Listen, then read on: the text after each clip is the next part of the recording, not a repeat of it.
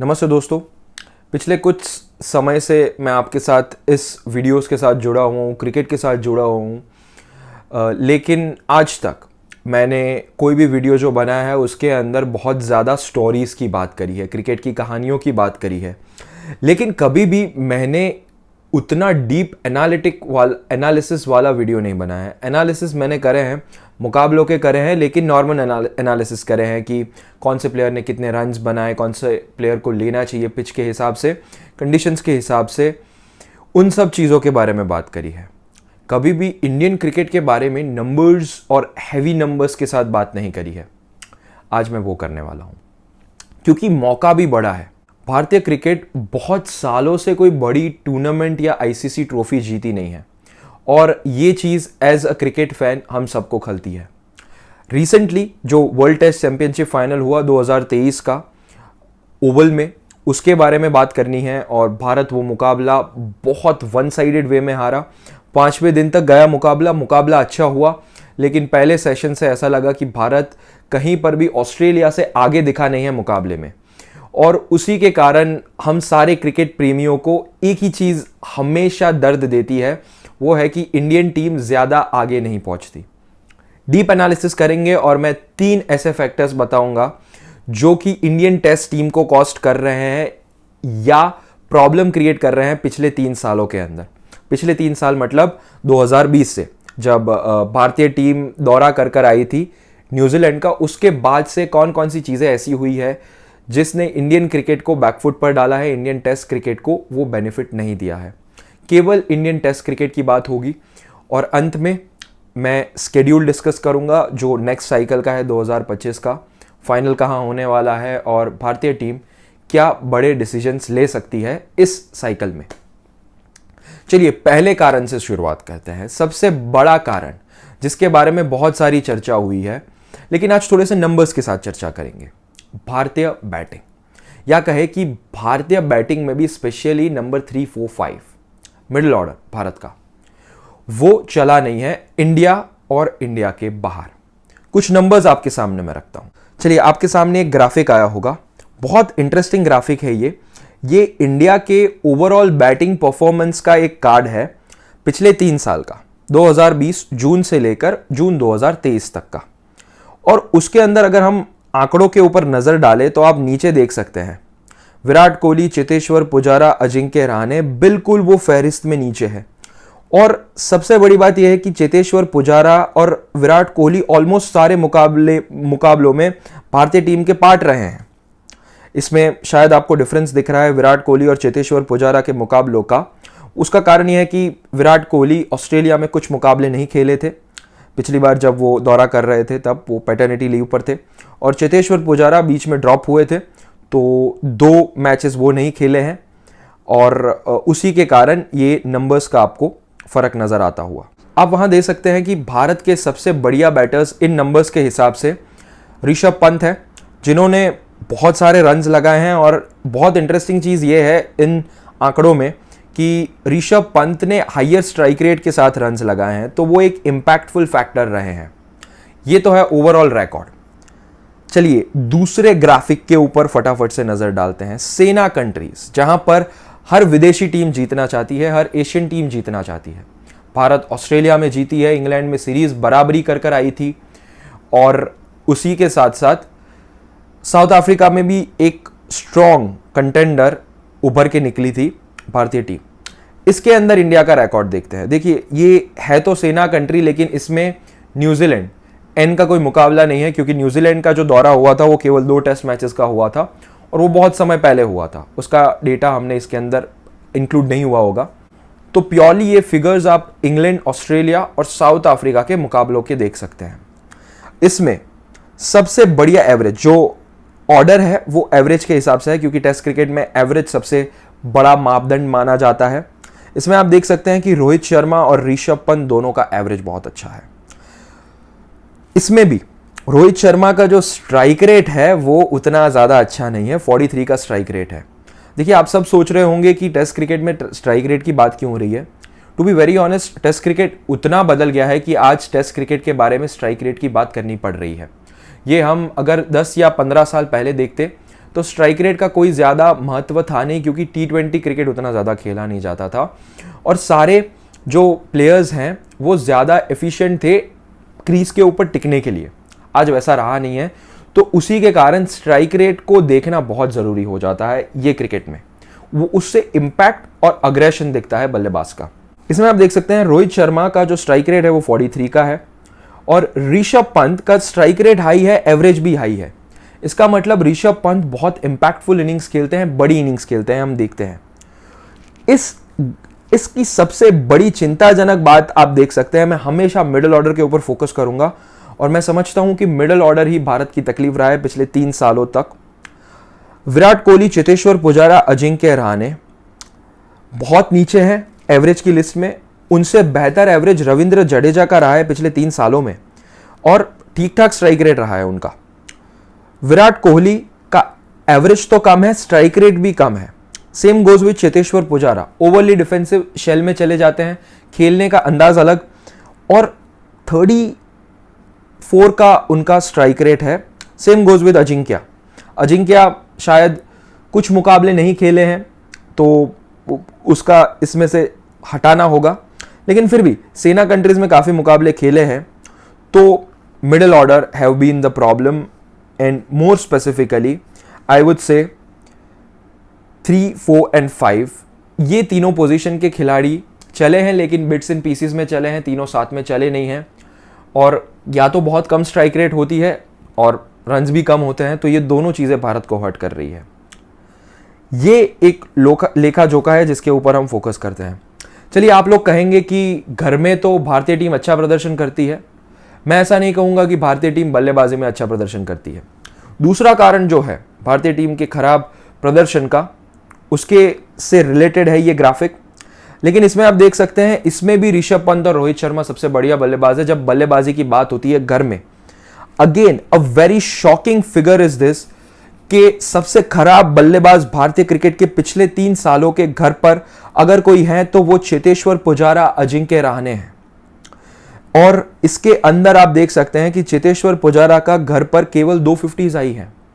उसमें से मैं आपको गिनकर बता सकता हूं, एक 50 उन्होंने इंदौर में लगाई थी ऑस्ट्रेलिया के खिलाफ, और एक 50 चेन्नई में लगी थी बहुत सालों पहले जब इंग्लैंड दौरा कर रही थी।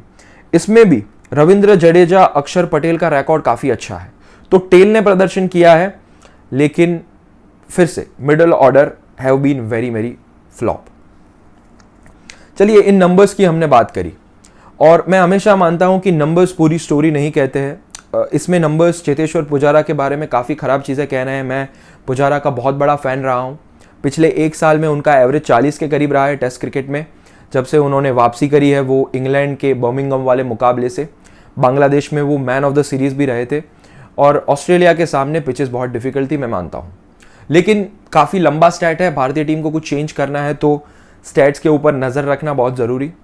सेकेंड रीज़न कि इंडिया क्यों प्रदर्शन नहीं कर पा रही है टेस्ट क्रिकेट में, सबसे बड़ा कारण यह है कि इंडिया कॉम्पिटिटिव पिचेस प्रोड्यूस नहीं कर रही है अपने घर पर।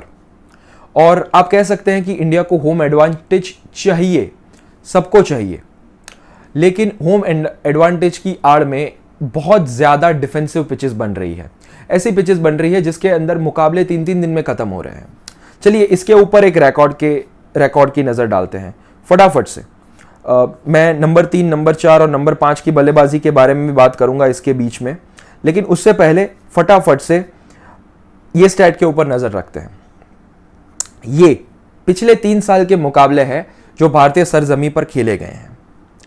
इसमें आप सीरीज दर सीरीज देख सकते हैं कि मुकाबले जल्दी खत्म होते जा रहे हैं। इंडिया वर्सेस इंग्लैंड, अहमदाबाद का 2 दिन में मुकाबला खत्म हो गया। इंडिया वर्सेस इंग्लैंड, अहमदाबाद का चौथा मुकाबला, जिसमें पिच बेटर थी, लेकिन वो भी 3 दिन में खत्म हो गया। केवल 2 ऐसे मुकाबले इस ग्राफिक के अंदर मेरे को दिखे हैं जो कि कॉम्पिटिटिव रहे हैं। एक मुकाबला जो कि इंग्लैंड के खिलाफ था चेन्नई में, जहां पर हर्षा भोगले ने ऑन एयर कहा था कि एक डोसा ऑफर कर दिया है। बहुत ज़्यादा फ्लैट ट्रैक थी, लेकिन फिर भी वो कॉम्पिटिटिव था क्योंकि वो आखिरी दिन तक गया था। दूसरा जो कानपुर में मुकाबला हुआ न्यूजीलैंड के सामने, वो कॉम्पिटिटिव था, बिकॉज आप उसका स्टैट जाकर देखेंगे तो वो मुकाबला आखिरी दिन तक गया था और बैड लाइट्स के कारण उसका रिजल्ट नहीं आया था, जो कि हम समझ सकते हैं नॉर्थ इंडिया में।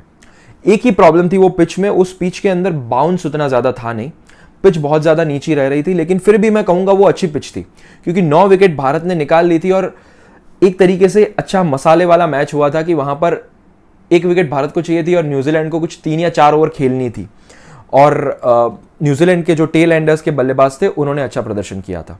9 विकेट गिर गई थी, 1 विकेट गिरती तो भारत वो मुकाबला जीत लेता, ये वो वाला मुकाबला था। उसके अलावा आप सारे मुकाबले देख सकते हैं, भारत बहुत इजीली जीत रहा है, उसका भी प्रॉब्लम नहीं है। भारत 3-3 दिन में जीत रहा है। कॉम्पिटिटिव पिचेस नहीं होगी तो आप आगे पहुंचोगे, लेकिन आप मुकाबले जीतने का एक्सपेक्ट नहीं कर सकते क्योंकि आपके पेसर्स 3-3 दिन केवल 6-6 ओवर डालकर बैठे हुए हैं। चलिए अगला ग्राफिक के ऊपर नजर डालते हैं, जहां पर मैंने बात करी है इंडिया के अंदर स्पिनर्स और इंडिया के अंदर का बॉलिंग रिकॉर्ड पिछले 3 सालों का। ऑब्वियसली हम एक्सपेक्ट करेंगे कि स्पिनर डोमिनेटेड रहेंगे, लेकिन इतना high domination we would not have expected earlier. चलिए, Ravichandran Ashwin 83 wickets, Axar Patel, Ravindra Jadeja in that order. और सरप्राइजिंग चीज यह है कि भारत के पेसर मोहम्मद सिराज ने 6 मुकाबले खेले हैं और उन्होंने केवल 7 विकेटें अपने नाम करी है। सामने आप देखिए नेथन लायन ने उनसे ज्यादा विकेट्स लिए हैं उनसे कम मुकाबले खेलकर। Same goes with Jack Leach, Ajaz Patel. और अगर यह होता रहा तो आपके बल्लेबाज ही उतने ज्यादा कॉन्फिडेंट नहीं है उन पिचेस पर खेलने के लिए। And we are seeing that with Indian middle order, we are seeing that with Shubman Gill, we are seeing that with Virat Kohli, Cheteshwar Pujara, Ajinkya Rahane. India को कॉम्पिटिटिव पिचेस प्रोड्यूस करनी होगी अगर उन्हें अपने बल्लेबाजों का कॉन्फिडेंस बढ़ाना है, और अगर वो पिचेस नहीं हुई तो you can get all the home advantage and you will not get that mace, that trophy which is required. तो ये एक लेखा जोखा रहा है। चलिए नंबर 3, 4, 5 के बारे में हमने बहुत चर्चा कर ली, उनका कंपैरिजन करते हैं वर्ल्ड वाइड। जो विश्व भर के सबसे बढ़िया बल्लेबाज है उनके साथ नंबर 3, 4, 5 का कंपैरिजन करते हैं और उन्होंने कैसा प्रदर्शन किया है उसके बारे में बात करते हैं। सबसे पहला नंबर 3 से शुरुआत करते हैं। नंबर 3 पर चेतेश्वर पुजारा भारतीय टीम के लिए काफी समय से खेलते हुए आ रहे हैं और वो पोजीशन पर मैंने ऐसा एक्सपेक्ट किया था, ये जो ऑर्डर है वो एवरेज के हिसाब से, मैंने ऐसा एक्सपेक्ट किया था कि मानस लाबुशेन के करीब कोई नहीं है। देखिए नंबर्स कभी कभार बहुत इंटरेस्टिंग चीजें कहते हैं। इसके अंदर आप देख सकते हैं Kane Williamson have been a pick of a batsman.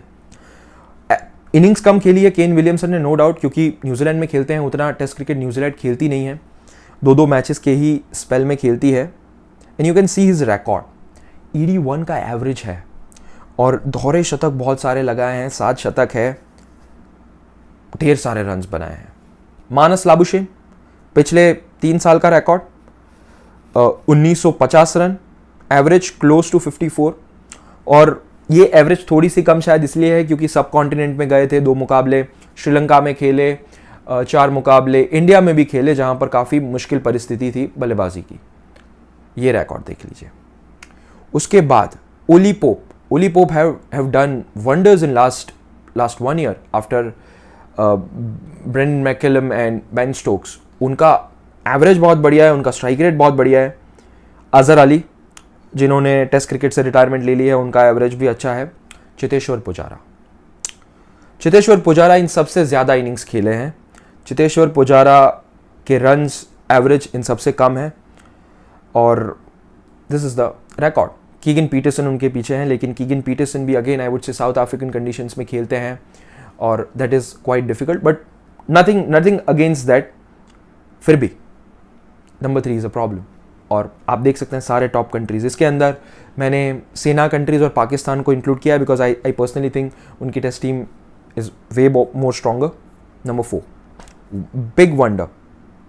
Number 4 के ऊपर आप देख सकते हैं विराट कोहली कितने पीछे आते जा रहे हैं, and this have been a problem. 34 का एवरेज, एंजेलो मैथ्यूज का बैटर एवरेज है विराट कोहली से पिछले 3 सालों में, और इसमें भी आप वो विराट कोहली का शतक निकाल दीजिए, ये एवरेज और भी गिर जाएगा, 20s में आ जाएगा, लेट 20s में। जो रूट को देख सकते हैं, स्टीवन स्मिथ को, बाबर आजम को, दे हैव डन वंडर्स. और this is the problem. I mean, India can't win at the average of 34. This is the reality. Virat Kohli have been a great server of Indian cricket, world cricket. उन्होंने जो किया है वो और कोई नहीं कर पाया है. We all know that, but this is the fact. ये numbers गलत नहीं कह रहे हैं. Number 4, and number 4 is more shocking actually, because Ajinkya Rahane को हमने देखा बढ़िया बल्लेबाजी करते हुए, लेकिन see, he is the last one in that whole graphic. Ajinkya Rahane से ज़्यादा एवरेज ब्लैकवुड की रही है, जेरामाइट ब्लैकवुड की रही है एवरेज. बैन स्टोक्स जो कि पिछले 1 साल से नहीं खेल रहे हैं नंबर 5 की पोजीशन पर, वो पोजीशन पर जॉनी बेस्टो और हैरी ब्रूक खेलते हैं. और आप रिकॉर्ड देखिए, हैरी ब्रूक का पर्पल पैच है, चलिए आप मान सकते हैं. दिनेश चांदीमल का पर्पल पैच था. ऋषभ पंत रेगुलरली वो पोजीशन पर खेलते नहीं है. डेरिल मिचेल का पर्पल पैच है. जॉनी बेस्टो सेम एक अच्छा पैच था उनका भी पिछले साल. Travis Head been a story to tell. और इसके अंदर आई थिंक उनका जो शतक भारत के खिलाफ जड़ा था उसका भी रिकॉर्ड है. And he have been the best batsman at number 5 position without doubt. India need someone like that. और वो कब होगा? जब कॉम्पिटिटिव पिचेस होगी भारत में, जब कॉन्फिडेंस हाई होगा, जब पॉजिटिव क्रिकेट होगा. And this is the story, and India needs to change that story if they want that ICC match. गेंदबाजी की फटाफट से बात कर लेते हैं. आई नो थोड़ा सा लंबा वीडियो जा रहा है, लेकिन it is something that we all need to discuss, और हम सबको इसके बारे में चर्चा करनी चाहिए. एंड दैट्स वाई मैं छोटे छोटे बाइट्स भी पोस्ट करूँगा इस वीडियोज़ के, in the form of Instagram reels और in the form of short videos on YouTube also, तो हम सब देख सकते हैं. लेकिन this graphic is very very crucial of what I am showing. चलिए गेंदबाजी के ऊपर फोकस करते हैं. भारतीय गेंदबाजी सेना कंट्रीज में जहां पर हम जीतना चाहते हैं, सब गेंदबाज ने अच्छी गेंदबाजी करी है. But interestingly Shardul Thakur, he have been a very underrated bowler. हमने जसप्रीत बुमराह को मिस किया था. अगर जसप्रीत बुमराह होते उमेश यादव के बदले तो रिकॉर्ड कुछ और हो सकता था. India needs that another great powerful pacer in that Umesh Yadav place, because I personally think Umesh Yadav is a great bowler. He have been a great bowler, but उनका एक ही प्रॉब्लम है कि जो दिन उनका नहीं होता उस दिन बहुत रन्स पड़ते हैं उनको.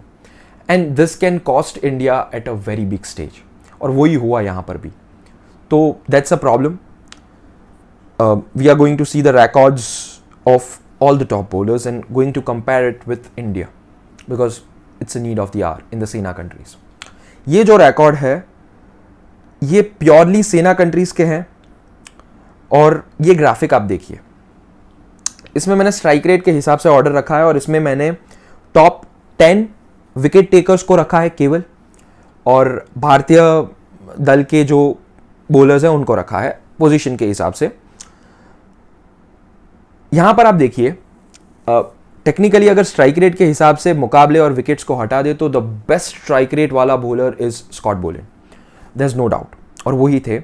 लेकिन टॉप विकेट टेकर्स में आप देखिए, Kagiso Rabada, Pat Cummins, Kyle Jamieson, they all have been some bowler.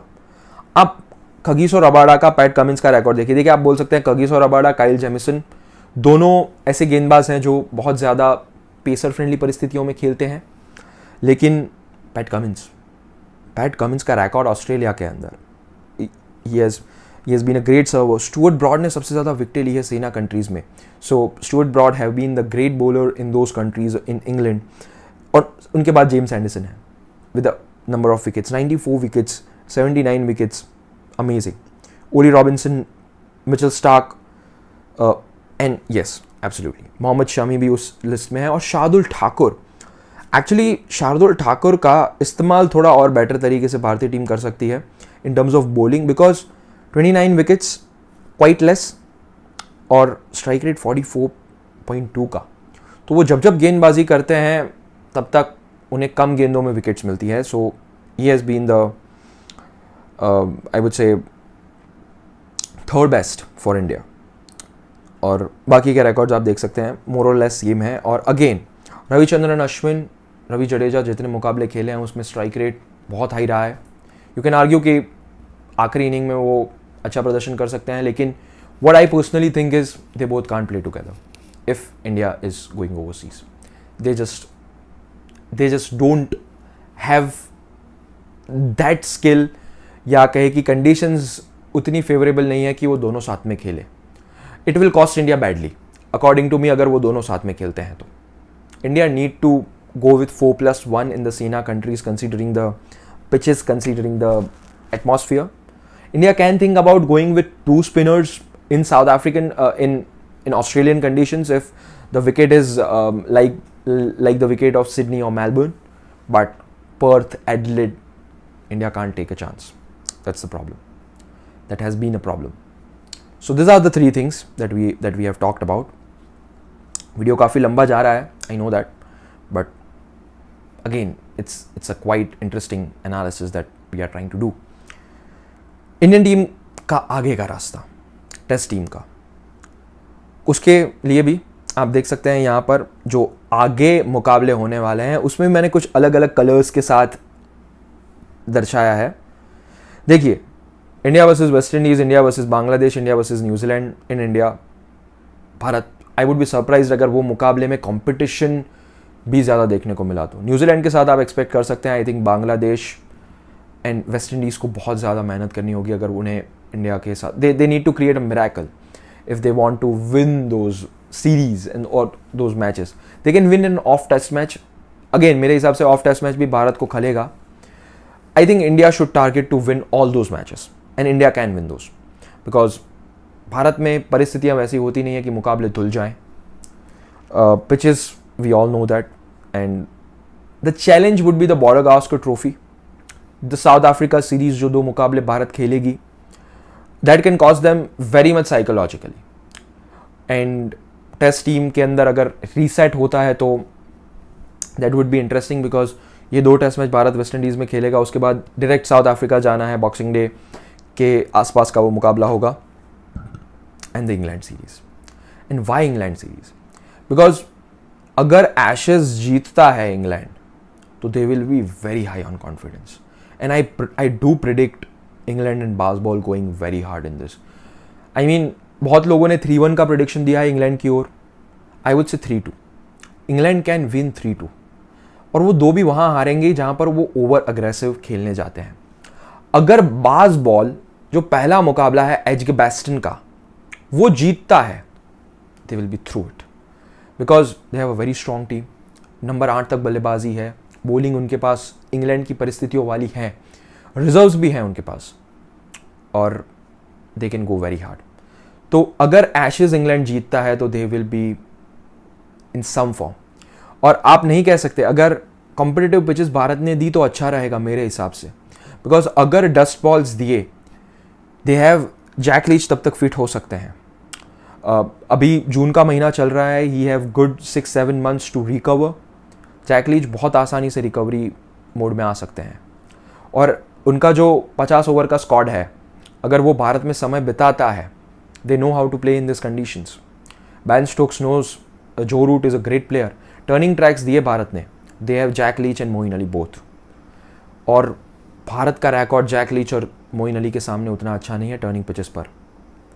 India के पास बहुत सारे ज़्यादा राइट हैंडर्स हैं, and Moin Ali and Jack Leach can go very hard on that. So I think those matches are very crucial. वो 12 मुकाबले decide करेंगे भारत का fate और भारत कैसे खेलेगा इन मुकाबलों में। देखिए, चर्चा चल रही है अजिंक्य रहाणे को टीम में रखने की, विराट कोहली को टीम में रखने की, ड्रॉपिंग पुजारा इज़ वो भी एक सोच है, लेकिन आई थिंक अगर इन सबको भी टीम में रखते हैं, if they can play with a different mindset, because I personally think this 3 are a great player. वो अभी भी इंडियन टीम में खेल सकते हैं, थोड़ा सा स्विचिंग करना है to playing some positive cricket, because over defensive, Virat Kohli have been very over defensive, Cheteshwar have been very over defensive when they are playing, और over defensive में एक ball unplayable आ जाता है and they are going out of it. So if they play positive cricket, that would be good for the team. So I feel that. और I think Rohit Sharma ने उसका अंदेशा दे दिया था प्रेस कॉन्फ्रेंस में. I think India will not play Bazball kind of very very high Bazball. They will go positive cricket. They will try to do something different I feel. और मैं कहूँगा अगर चेतेश्वर को drop करना है, अगर अजिंक्य को के ऊपर आप नहीं देख रहे हैं, विराट कोहली को ड्रॉप करना या सोचना भी, that would be a big call. And I think Virat Kohli have that game. Virat Kohli have that aggressive game. Virat Kohli have that positive cricket. We saw that. Virat Kohli just needs to be bit more positive, I would say. Not too much tentative, not too much into the shell. And please don't chase that outside 6 stump, 5th stump delivery. Virat Kohli की major wickets वहाँ पर गिरी है. और Cheteshwar, I think he needs to play the way he plays. और मैं नहीं समझता कि दरवाजे बंद होंगे. कोई भी खिलाड़ी ड्रॉप होता है, किसी के लिए भी दरवाजे बंद नहीं होंगे, because test cricket is a kind of format जहाँ पर वापसी हो सकती है. मैं कहूँगा ड्रॉट है इंडिया के अंदर अच्छे बल्लेबाजों का. और ये सेटअप में चेंज करने से भी कोई लंबा चेंजेस नहीं होंगे, बिकॉज मैं अज्यूम करता हूँ कि अगर किसी को ड्रॉप करना है तो आप उनको साउथ अफ्रीका लेकर नहीं जाएंगे.